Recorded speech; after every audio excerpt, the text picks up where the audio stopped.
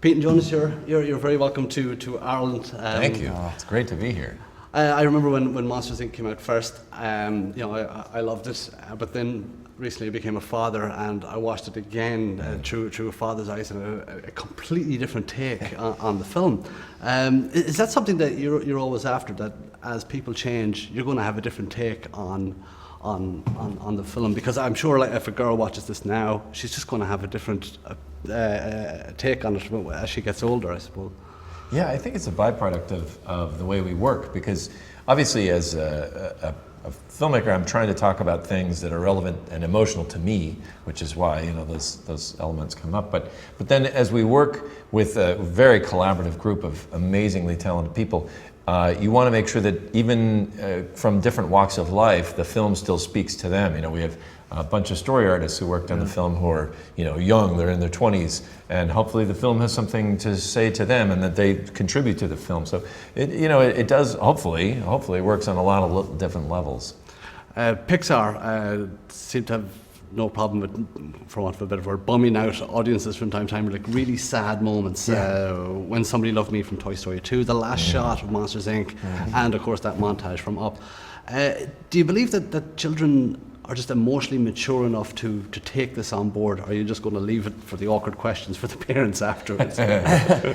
We don't ever feel like we should talk down or simplify things for children.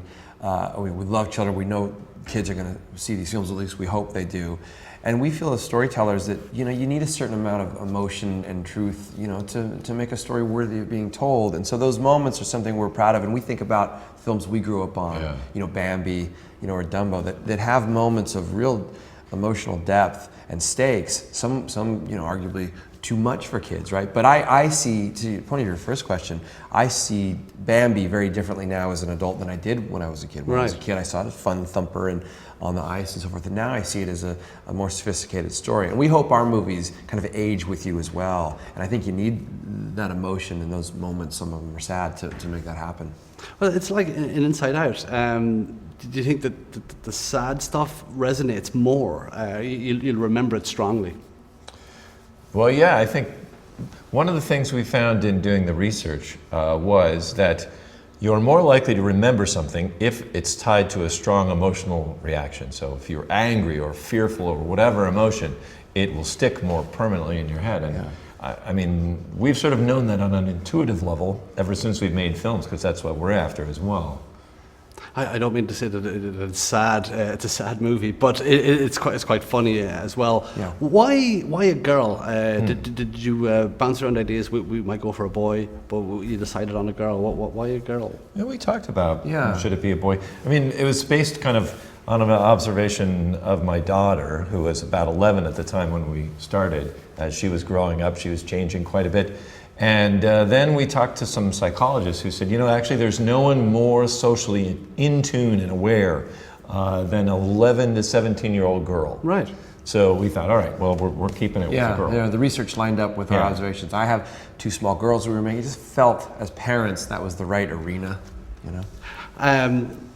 You have 5 emotions controlling Riley. Was there other emotions that you were playing around with and decided, no, we won't go for those? Yeah, we had, again, the psychologists, some people have varying different lists of which emotions should be in there. Awe is one that I know Dr. Keltner talked about. And Schadenfreude and ennui, we played with those guys in the movie a little bit. Good pride. We did. We even played with love, but that was even before the research. Yeah. What we found was interesting was the scientists had various lists that numbering from 3 to 26, but there was also things that we thought were emotions that might not necessarily be like love is, some would say, a state of being as opposed to an emotion, a clinical emotion. So that was interesting. We compared it down to what was the most clear. We did. Plus also like a couple for pride and hope kind of ended up being in the same stepping on some of the same turf we would want from Joy. She's the one who thinks Riley is the cat pajamas and hoping for great stuff tomorrow. Right. So we paired them out so that Joy could really shine. And since there's so much debate, now we can say, well, we're right.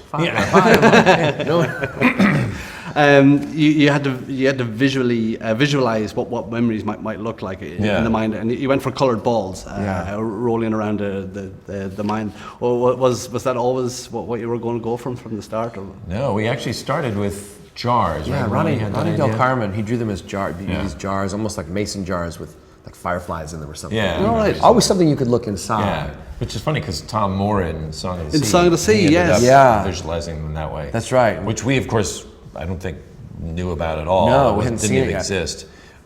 Neither film existed at that point. So we sort of naturally evolved into spheres just because it seemed more kind of organic and abstract and less specific to real life.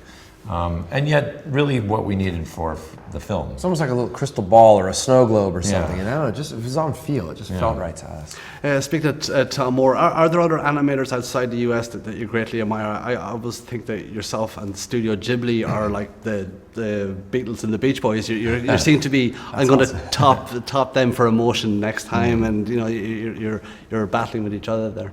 Well, I mean, Tom is a guy I always look for his films. Yeah. I think the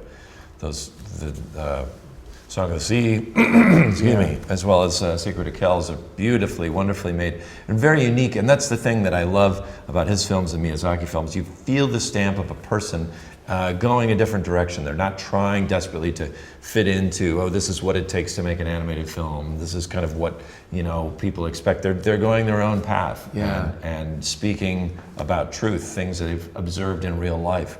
So they're beautiful. I love David O'Reilly's work, who's clearly way more abstract and short. But what I love about his work is that we spend so much time trying to disguise the medium, you know, of computer animation, and he like celebrates it and just throws you right into it, and fractals and crazy intersections. I love that. Rendered glitches and things. Well, when you're writing about something that's going on in the mind, it must be a universe of plot lines that you could explore. Like you've got the train of thought that could be its own movie, and imagination land and abstract thought. Was it difficult trimming it down and grounding the story? How much time do we have? Yeah. There's a lot of roads we can. Yeah, definitely. We both outside in the Riley story and inside in the mind world, we tried a bunch of different things. Some of which informed sequences that did make it. Some got thrown out entirely. We had a sequence where joy and sadness went into music cognition. And so they spoke in musical tones. That's right. And that was really cool, but it ended up being a little bit redundant with abstract thought, which did make it in. So, you know, you try a lot of different things, and ultimately it all has to be about furthering the character arc so that there's a clear progression and growth for your main character. In many ways, it's a really innovative and original film, and just one of the aspects of that is that there's no antagonist. That must have been a brave move. Well, there again, we tried some early stuff with depression as an antagonist. Yeah. But as we got in there, we realized, okay, Joy's journey is about understanding the role of all these other emotions. She wants her kid to be happy all the time, just like we do. But life is not like that. There is a place for all these other emotions, even, you know, sadness, which we generally think of as, we want to avoid sadness. Why do I want to be sad? Depression, there's no real purpose for that. It's a sickness and something that you don't wish on anybody.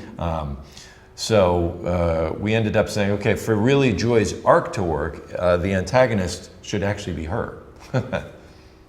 Peter and Jonas, thank you very much. Thank you Thank very you. much. Thanks for having us.